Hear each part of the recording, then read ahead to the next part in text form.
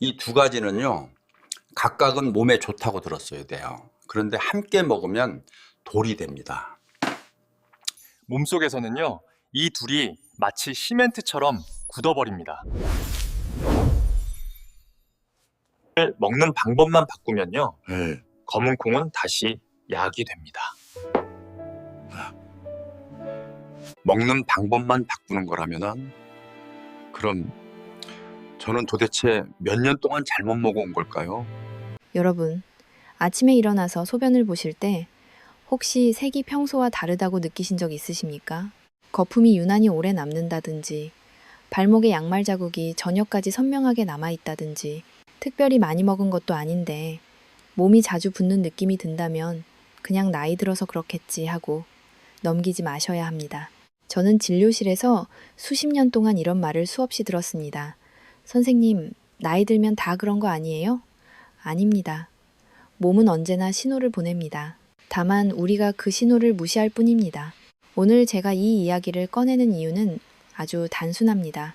많은 분들이 건강을 위해서라고 믿고 매일같이 먹고 있는 음식이 사실은 신장을 가장 조용하게, 가장 빠르게 지치게 만드는 조합이기 때문입니다. 특히 검은 콩을 좋아하시는 분들은 오늘 제 이야기를 끝까지 들으셔야 합니다. 검은 콩은 분명 좋은 음식입니다. 하지만 어떻게, 무엇과 함께 먹느냐에 따라 약이 될 수도 있고 독이 될 수도 있습니다. 제가 몇 달 전 만났던 한 어르신 이야기를 하나 해드리겠습니다. 60대 후반의 여성분이셨는데 평소 식습관이 아주 건강하다고 자부하셨습니다. 흰쌀밥은 끊은 지 오래고 매 끼니마다 검은 콩밥을 드셨습니다. 반찬도 집에서 직접 담근 김치와 젓갈 위주였고 아침에는 검은 콩 가루를 우유에 타서 드시는 것이 수년째 습관이었습니다. 본인은 몸에 좋은 것만 골라 먹고 있다고 믿고 계셨죠. 그런데 어느 날부터 발목이 붓고 저녁만 되면 신발이 꽉 끼기 시작했습니다. 밤에 화장실도 두세 번씩 가게 되었고요. 병원 검사 결과는 초기 만성 신장 기능 저하였습니다. 이분이 특별히 잘못 산 것도 무리를 한 것도 아니었습니다. 문제는 바로 음식의 궁합이었습니다. 검은 콩 자체가 문제가 아니라 검은 콩을 어떤 방식으로 어떤 음식과 함께 먹었느냐가 문제였습니다. 많은 분들이 이 지점에서 고개를 갸웃하십니다. 선생님, 검은 콩은 몸에 좋다면서요? 맞습니다. 하지만 모든 좋은 음식에는 조건이 있습니다. 가장 먼저 짚고 넘어가야 할 조합이 바로 검은 콩과 우유입니다. 아침에 간편하다고 검은 콩 가루를 우유에 타서 드시는 분들 정말 많습니다. 고소하고 든든하니 몸에도 좋을 것 같지요. 하지만 의사로서 분명하게 말씀드립니다. 이 조합은 신장에 매우 부담이 됩니다. 검은 콩에는 인성분이 많고 우유에는 칼슘이 풍부합니다. 각각 따로 먹을 때는 도움이 될 수 있지만 뱃속에서 만나면 인과 칼슘이 결합해 아주 단단한 물질로 변합니다. 쉽게 말해 시멘트처럼 굳어버리는 겁니다. 이 찌꺼기들이 혈액을 타고 돌면서 신장이 걸러내야 할 부담을 크게 늘립니다. 신장은 말이 없습니다. 아프다고 소리도 지르지 않습니다. 그냥 묵묵히 야근을 하다가 어느 순간 한계를 넘습니다. 다음으로 많은 분들이 놓치는 조합이 검은 콩과 고기입니다. 특히 소고기와 함께 드시는 경우입니다. 고기는 철분이 풍부해서 기운 없을 때 챙겨 드시는 분들이 많습니다. 그런데 검은 콩과 함께 먹으면 콩에 들어있는 성분이 철분의 흡수를 막아버립니다. 비싼 돈 주고 고기를 사서 드셨는데 영양은 그대로 몸 밖으로 빠져나가고 남는 건 소화 찌꺼기 뿐입니다. 이 찌꺼기 역시 신장이 처리해야 할 몫이 됩니다. 단백질이 많다고 무조건 좋은 게 아닙니다. 특히 신장이 약해진 나이에는 과한 단백질이 오히려 독이 됩니다. 그리고 마지막으로 가장 현실적인 문제, 바로 짠 반찬입니다. 김치, 젓갈, 장아찌, 한국 사람 밥상에서 빠질 수 없는 음식들이죠. 저도 그 맛을 잘 압니다. 콩밥에 김치 한 점 얹어 먹으면 얼마나 맛있습니까? 하지만 검은 콩을 드실 때만큼은 이야기가 달라집니다. 검은 콩은 칼륨이 아주 풍부한 식품입니다. 칼륨은 건강한 사람에게는 혈압을 낮추고 나트륨을 배출해주는 고마운 성분입니다. 하지만 신장이 제 역할을 하지 못하는 상태에서는 칼륨이 몸에 쌓이기 시작합니다. 여기에 짠 반찬까지 더해지면 신장은 숨 쉴 틈이 없어집니다. 제가 진료실에서 환자분들께 자주 부탁드리는 것이 있습니다. 저녁에 집에 가시면 잠깐 발목을 한번 눌러보시라고요. 눌렀다 떼었을 때 자국이 바로 돌아오지 않고 한동안 남아있다면 그건 단순한 피로가 아닙니다. 신장이 보내는 구조 신호일 수 있습니다. 이럴 때 가장 먼저 점검해야 할 것이 바로 밥상입니다. 그렇다고 해서 제가 검은 콩을 끊으라고 말씀드리는 것은 아닙니다. 절대 아닙니다. 문제는 끊는 것이 아니라 바꾸는 것입니다. 먹는 방법을 바꾸고 같이 먹는 음식을 바꾸는 것입니다. 검은 콩을 드시는 날에는 짠 반찬의 양을 절반으로 줄이십시오. 국물은 남기고 건더기 위주로 드십시오. 우유 대신 따뜻한 물을 선택하십시오. 이런 작은 변화 하나하나가 신장을 살립니다. 많은 분들이 건강을 위해 비싼 영양제를 찾습니다. 해외에서 직구한 제품을 챙겨 드시기도 합니다. 하지만 제 경험상 진짜 치료는 그런 곳에 있지 않습니다. 매일 먹는 밥상에서 나쁜 궁합을 빼고 좋은 궁합을 더하는 것, 그것이 가장 확실하고 안전한 방법입니다. 이제 여기까지 들으시면서 이런 생각이 드실 수도 있습니다. 선생님, 그러면 검은 콩은 도대체 어떻게 먹어야 합니까? 지금부터가 정말 중요한 이야기입니다. 검은 콩의 장점은 살리고 신장의 부담은 줄이는 방법이 있습니다. 그리고 이 방법을 실천한 분들 중에는 단 2주 만에 몸이 달라졌다고 말씀하시는 분들도 계셨습니다. 다음 이야기에서는 검은 콩을 보약으로 바꾸는 구체적인 방법, 그리고 제가 실제로 환자분들께 권해드리는 식탁의 변화에 대해 차근차근 말씀드리겠습니다. 여기까지 들으시고 나면 마음이 조금 복잡해지셨을지도 모르겠습니다. 좋다고 믿고 먹어왔던 음식이 오히려 몸에 부담이 되고 있었다니 허탈하기도 하고 걱정도 되실 겁니다. 하지만 저는 이 이야기를 겁주려고 하는 것이 아닙니다. 지금이라도 방향을 바로 잡으면 충분히 달라질 수 있다는 걸 말씀드리기 위해서입니다. 신장은 한 번 상하면 되돌릴 수 없다는 말 많이 들어보셨지요? 반은 맞고 반은 틀립니다. 완전히 망가지기 전이라면 신장은 생각보다 오래 참고 버텨주는 장기입니다. 제가 앞에서 말씀드린 어르신 이야기를 조금 더 이어가 보겠습니다. 검사 결과를 듣고 나서 그분이 제게 이렇게 물으셨습니다. 선생님, 그럼 저는 이제 콩도 못 먹고 김치도 못 먹는 겁니까? 저는 고개를 저었습니다. 아니요, 먹을 수 있습니다. 다만 지금까지와는 다른 방식으로 드셔야 합니다. 그날 이후로 저는 그분의 밥상을 하나하나 같이 정리해드렸습니다. 가장 먼저 바꾼 것이 콩을 먹는 방식이었습니다. 많은 분들이 콩을 드시면 배에 가스가 차고 더부룩하다고 말씀하십니다. 그래서 콩이 체질에 안 맞는다고 생각하고 아예 끊어버리기도 합니다. 하지만 대부분은 콩 자체가 문제가 아니라 소화 과정의 문제입니다.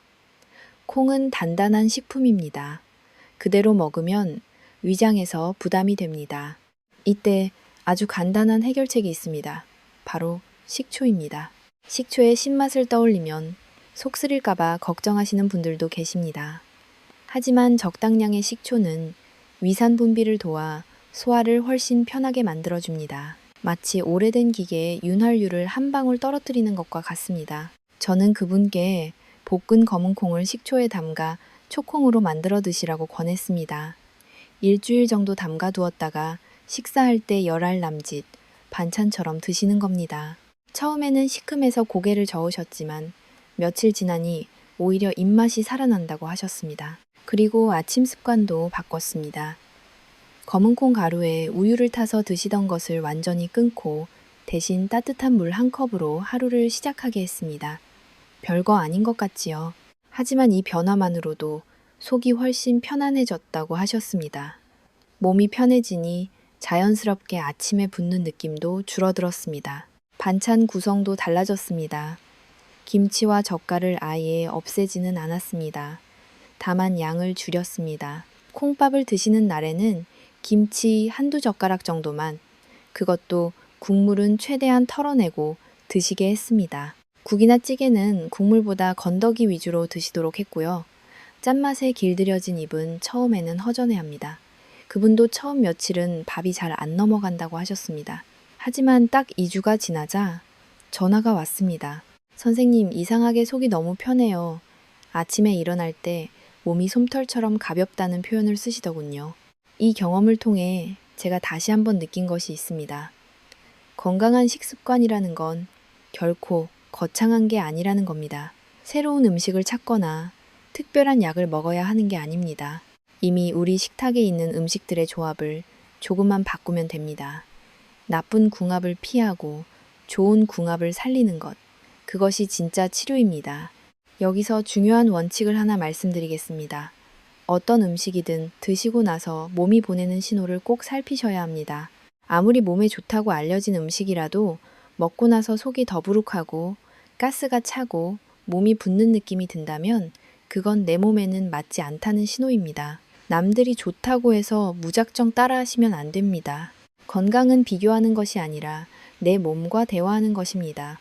제가 환자분들께 자주 드리는 말씀 중에 이런 말이 있습니다. 제대로 먹은 한 끼는 약 하나를 대신하지만 잘못 먹은 한 끼는 평생 약을 먹게 만들 수 있습니다. 이 말은 과장이 아닙니다. 신장은 하루 종일 우리 몸에 피를 걸러내는 정수기 같은 역할을 합니다.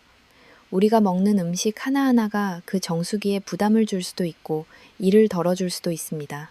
지금 이 영상을 보고 계신 분들 중에는 아직 특별한 증상이 없다고 느끼시는 분들도 계실 겁니다. 나는 괜찮은 것 같아. 아직 붓지도 않고 피곤하지도 않아. 이렇게 생각하실 수 있습니다. 하지만 신장의 무서운 점은 증상이 아주 늦게 나타난다는 데 있습니다. 겉으로 멀쩡해 보여도 속에서는 이미 과부하가 걸려 있을 수 있습니다. 그래서 저는 늘 말씀드립니다. 증상이 생기고 나서 고치려고 하지 말고 증상이 생기기 전에 지키자고요. 이제 잠시 여러분께 부탁 하나 드리겠습니다. 오늘 저녁 식사를 떠올려 보십시오.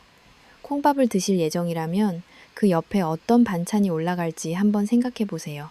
짠 반찬이 너무 많지는 않은지, 우유나 고기와 같이 드실 계획은 없는지 말입니다. 오늘은 단 하나만 바꿔보셔도 됩니다. 김치 양을 반으로 줄이거나 우유 대신 물을 선택하는 것. 그 작은 선택이 신장을 쉬게 합니다. 다음 이야기에서는 오늘 말씀드린 내용을 한 번 더 정리하면서 꼭 기억하셔야 할 3가지 핵심 원칙을 말씀드릴 겁니다.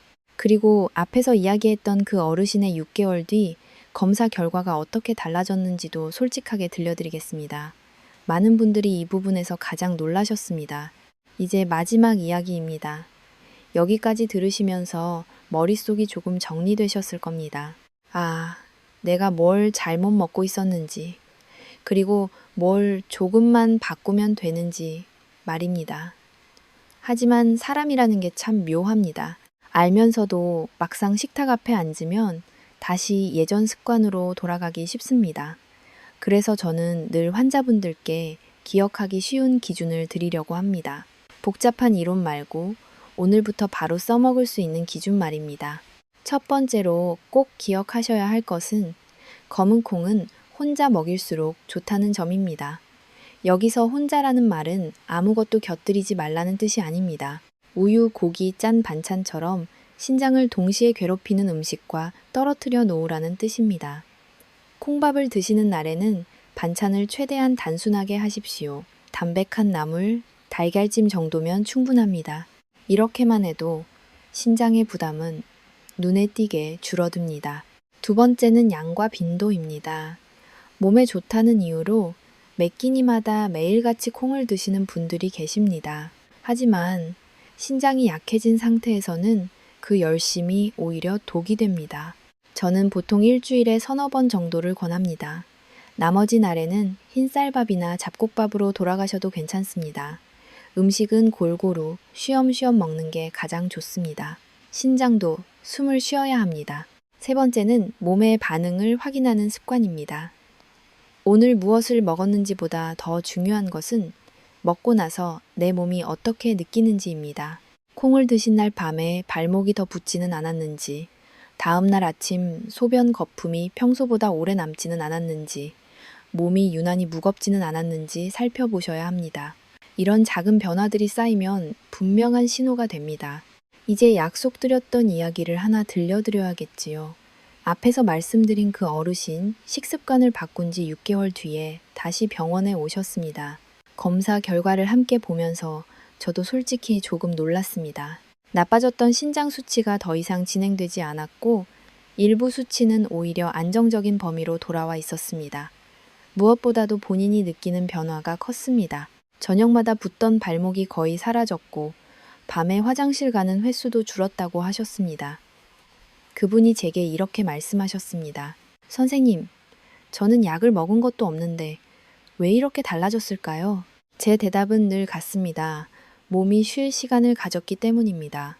이 이야기를 들으시면서 혹시 이런 생각이 드실 수도 있습니다. 나도 이미 늦은 건 아닐까? 아닙니다. 지금 이 이야기를 듣고 계시다는 것 자체가 이미 가장 중요한 첫걸음을 내디디신 겁니다. 신장은 아주 성실한 장기입니다. 우리가 조금만 덜 괴롭히면 그만큼 오래 버텨줍니다. 문제는 대부분의 사람들이 괴롭히고 있다는 사실조차 모르고 있다는 점입니다.